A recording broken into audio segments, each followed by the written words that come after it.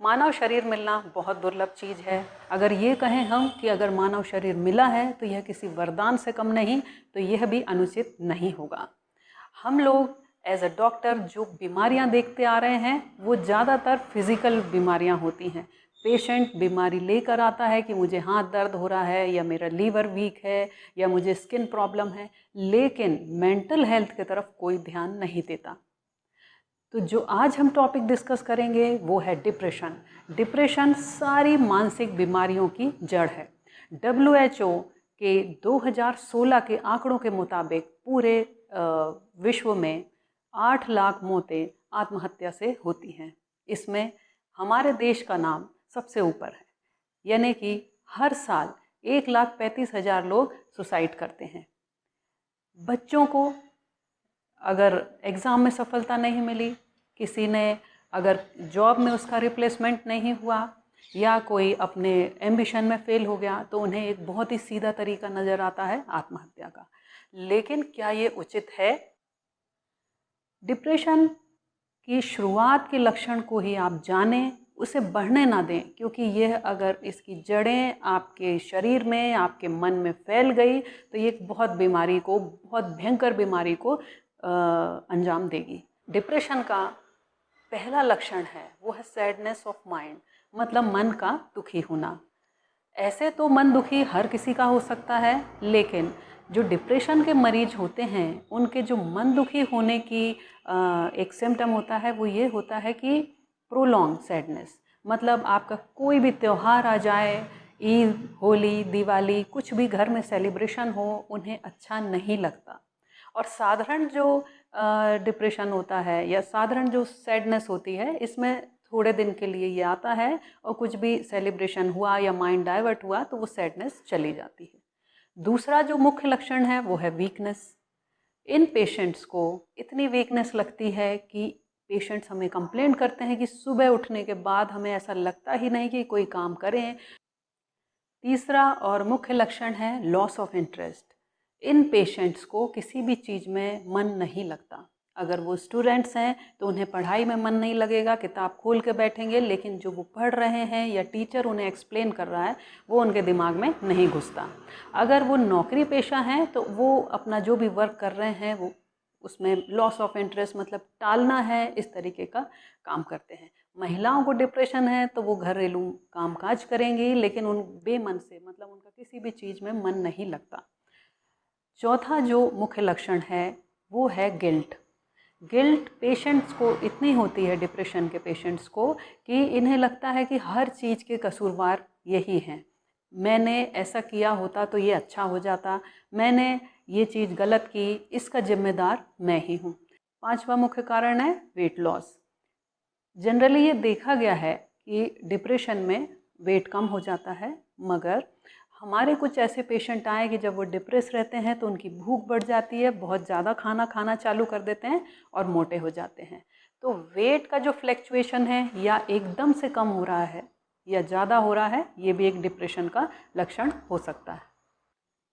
छठवां मुख्य लक्षण है चेंज इन स्लीपिंग पैटर्न, मतलब नींद का जो तरीका होता है उसमें चेंज हो जाना। पेशेंट कुछ बार, हर किसी को ये हो सकता है नॉर्मली कि रात में आप सोए और नींद नहीं आ रही, लेकिन डिप्रेशन के पेशेंट्स को एक टिपिकल टाइप की नींद में डिस्टर्बेंस होता है। ये सोते तो हैं, लेकिन जो इनका नॉर्मल टाइम होता है उठने का, इससे इनकी नींद 2 या 3 घंटे पहले जल्दी खुल जाती है।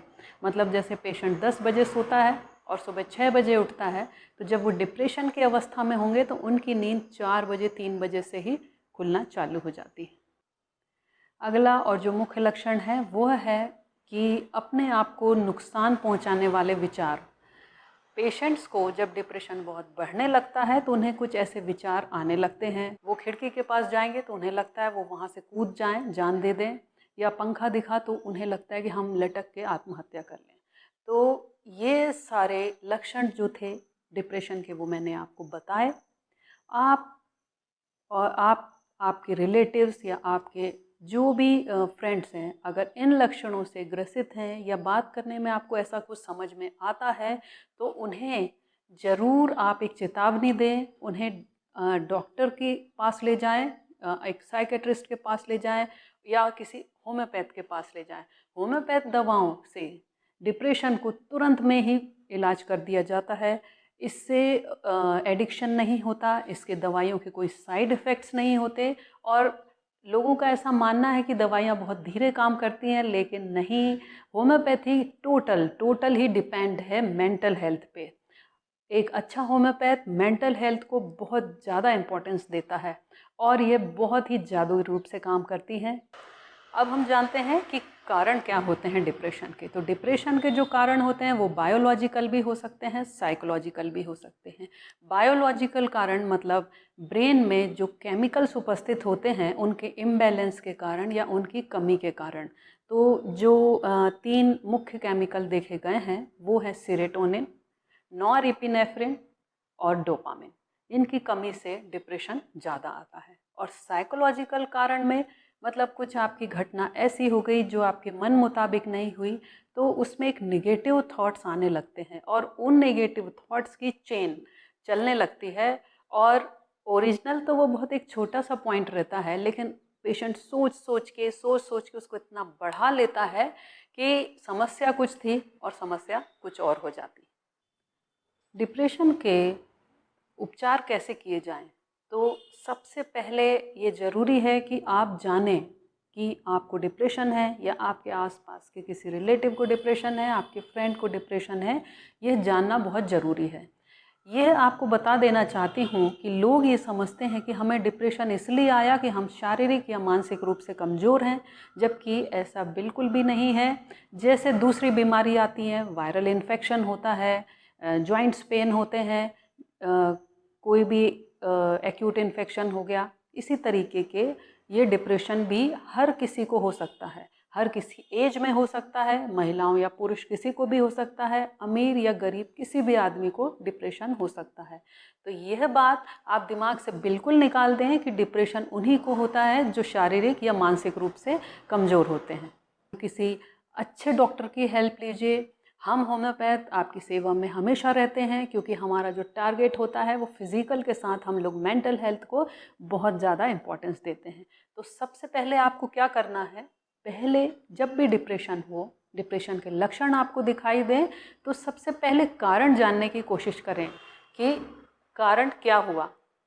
जैसे एग्ज़ाम्पल बताती हूँ, हमारे पास कुछ पेशेंट्स आते हैं, उन्हें अक्सर सिर दर्द होने लगता है, स्टूडेंट्स होते हैं। तो जब उनकी हिस्ट्री ली जाती है तो उनका जब हम कारण बच्चों से ही पूछते हैं तो वो बोलते हैं कि मैं 10th क्लास में था, फेल हो गया, तो मुझे इतना इंसल्टिंग लगा और मैं तब से डिप्रेस होने लग गया और अभी भी मुझे सिर दर्द होता है, मेरा पढ़ाई में मन नहीं लगता। तो ऐसे कई कारण हो सकते हैं। सबसे पहले आप कारण जानने की कोशिश करें।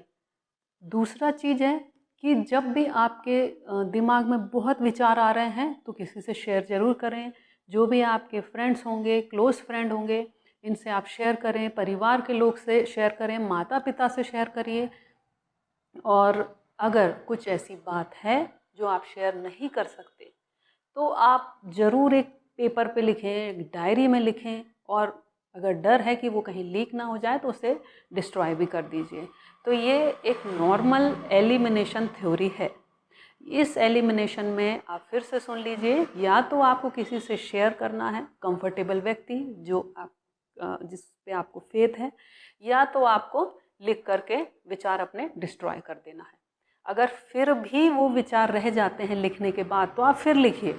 इस तरीके से माइंड का एलिमिनेशन सिस्टम वर्क करता है और आप डिप्रेशन से बाहर निकल सकते हैं। कई बार घर पे या ऑफिस के किसी जगह पे आपको नेगेटिव थॉट्स ज़्यादा आते हैं। तो जब भी ये चेन चालू हो नेगेटिव थॉट्स आने की, तो कोशिश करिए कि उस जगह से थोड़ा सा वो आप जगह को चेंज कर लें, उससे भी काफ़ी फ़र्क पड़ता है। या ऑफिस में है तो थोड़ा सा बाहर घूम के आ जाएं। तो जब बाहर घूमेंगे तो माइंड में जो एक चेन बन रही है थॉट्स की, वो ब्रेक हो जाती। एक्सरसाइज, जैसा मैं हमेशा अपने वीडियो में कहती हूँ कि हर किसी को, चाहे उसको बीमारी है या नहीं है, एक्सरसाइज आवश्यक होती है। तो अगर आप डिप्रेशन आपको स्टार्ट हो रहा है तो एक्सरसाइज करें। जब आप हैवी एक्सरसाइज करते हैं और पसीना निकलता है तो एक हार्मोन्स बॉडी से सिक्रेट होता है जिसे कहते हैं एंडोर्फिन। यह एक एंटी स्ट्रेस हार्मोन है। तो अगर आप रेगुलर एक्सरसाइज करेंगे और आपको थोड़ा स्वेटिंग होगा, एंडोर्फिन हार्मोन्स सिक्रेट हो गया, तो आपको वैसे ही डिप्रेशन में, आपके स्ट्रेस में कमी आ जाएगी। यह मैंने अपनी प्रैक्टिस में देखा कि डिप्रेशन उन्हीं लोगों को आता है जिन्हें ज़्यादातर गैस्ट्रिक कंप्लेंट्स होते हैं, जिनका खाना पीना टाइम पे नहीं होता, जो लोग बहुत हॉटलिंग करते हैं, तली चीज़ें खाते हैं, तो उन लोगों को डिप्रेशन ज़्यादा आता है। अगर आप कुछ ऐसे समस्याओं से उलझ रहे हैं तो सबसे पहले आपको एक सिंपल खाना खाना है, सादा भोजन करिए, हॉटलिंग से बचिए, अल्कोहल, स्मोकिंग और टोबैको, ये सब चीज़ों का त्याग करिए, और पानी की मात्रा ज़्यादा बढ़ाएं और एक्सरसाइज ज़रूर करें। हॉबीज़, अपने माइंड को डाइवर्ट करने के लिए जो भी आपके हॉबीज़ हैं उसमें आप थोड़ा सा अपना समय व्यतीत करें। जैसे आपको पेंटिंग, सिंगिंग, डांसिंग, जो भी हॉबी है इसमें आप अपना समय दीजिए। कई बार हम पेशेंट्स को ये बोलते हैं कि आप अपने हॉबी को बढ़ाएं, तो वो कहते हैं कि हमारी हॉबी तो जी दारू पीना है, तो क्या हम दारू पी सकते हैं, या हमारी हॉबी गैम्बलिंग है, जुआ खेलना, तो वो खेल सकते हैं। तो ये हॉबी नहीं होती। हॉबी एक ऐसा सरल माध्यम होता है जो आपको पसंद है और जिसको करने से, हॉबी से आपको और सामने अपने फैमिली मेम्बर्स को नुकसान नहीं होता। रिसर्च के मुताबिक ये देखा गया है कि विटामिन डी और विटामिन B12 ये माइंड की हेल्थ के लिए बहुत आवश्यक होते हैं, हमारे न्यूरॉन्स के लिए बहुत आवश्यक होते हैं। तो अपना विटामिन डी और विटामिन B12 अपना रेगुलर टेस्ट कराते रहें। नॉर्मल जो चीज़ें हैं उनसे भी आप इन्हें ले सकते हैं, और अगर बहुत ज़्यादा कमी है तो डॉक्टर से सलाह लीजिए और उनके बताए अनुसार जो वो टैबलेट्स आपको बताते हैं उनका सेवन करिए। डिप्रेशन के लिए आपको किसी भी तरीके की नींद की दवाओं के एडिक्शन की ज़रूरत नहीं है, किसी एंटी डिप्रेसेंट की ज़रूरत नहीं है, क्योंकि ये शरीर के लिए, आपके लीवर के लिए, किडनी के लिए बहुत हार्मफुल होते हैं। तो आज मैं आपको बताती हूँ कि होम्योपैथी बेस्ट क्यों है मेंटल हेल्थ के लिए, क्योंकि ये बीमारी को जड़ से विनाश करती है, वो भी बिना साइड इफ़ेक्ट के। ये दवाइयाँ इतनी सेफ़ होती हैं कि अगर एक प्रेग्नेंट वूमेन को भी डिप्रेशन है और वो होम्योपैथिक दवाओं का सेवन करे तो उसे तथा उसके होने वाले बच्चे को कोई नुकसान नहीं होता। तो जो मुख्य दवाएं हैं, होम्योपैथी एक्चुअली मेंटल हेल्थ के ऊपर ही है। इसमें काफ़ी सारी दवाएं हैं, लेकिन एक शॉर्ट में मैं आपको बता देती हूँ कि क्या क्या दवाएं किस लक्षण में काम करती है। तुरंत में होने वाली चिंता, पेशेंट्स को बहुत चिंता रहे तो इसमें आप एकोनाइट, जेलसिमियम या इग्निशिया का सेवन कर सकते हैं। किसी भी बुरी खबर को सुनने के बाद तुरंत में आपको डिप्रेशन के लक्षण दिखाई दें तो आप जेलसिमियम या कैलकिरिया कार्ब ले सकते हैं। बिजनेस के फेलियर के कारण तनाव रहना या डिप्रेशन आना, इसमें आप एम्ब्राग्रेजिया, लाइकोपोडियम या सिमिसिफ्यूगा लक्षणों के आधार पर चयन करके ले सकते हैं। महिलाओं को मेनोपॉजल एज यानी जब उनके पीरियड्स बंद होने लगते हैं तो हार्मोनल इम्बैलेंस, केमिकल इम्बैलेंस के कारण जो डिप्रेशन आता है उसमें आप सिमिसिफ्यूगा या लेकेसिस लक्षणों के आधार पर चयन करके दे सकते हैं। कई पेशेंट्स की ये आदत होती है कि वो एक ही विचार को बार बार दिमाग में लाते हैं, बिना किसी बात के सोचते रहते हैं, स्टोरीज फॉर्म करते रहते हैं। इसे ब्रूडिंग टेंडेंसी कहा जाता है। यह ब्रूडिंग टेंडेंसी डिप्रेशन की मेन जड़ होती है। इस ब्रूडिंग टेंडेंसी को तोड़ने के लिए हम नेट्राम्यूर दे सकते हैं। जहाँ एक इंसल्ट होती है, लोग उसको सोचते हैं कि ये हमारे आत्मसम्मान को ठेस पहुँची है, हमारे गर्व को ठेस पहुँची है, तो हमारे प्राइड लॉस हुआ है इसमें, तो हम ग्रेटियोला या पैलेडियम ले सकते हैं। कई बार इंसल्टिंग के कारण दोस्तों ने मजाक कर दिया या ऑफिस के कलीग्स ने मजाक कर दिया या आपके बॉस ने किसी को डांटा और उसको आप सहन नहीं कर पा रहे हैं, उससे डिप्रेशन है, तो आप ऐसे में स्टेफिस्केरिया का यूज़ कर सकते हैं। अब जो मैं अगली मेडिसिन बताने जा रही हूँ आजकल के लिए बहुत कॉमन है, डिसअपॉइंटमेंट ऑफ लव। मतलब अगर आपका ब्रेकअप हो गया है, आपके किसी से रिलेशनशिप ख़राब हो गए हैं, तो ऐसे में आप एंटिमक्रूड, इग्निशिया और नेट्राम्यूर का सेवन कर सकते हैं। इन्हें लक्षणों के आधार पर आपको चयन करना पड़ेगा।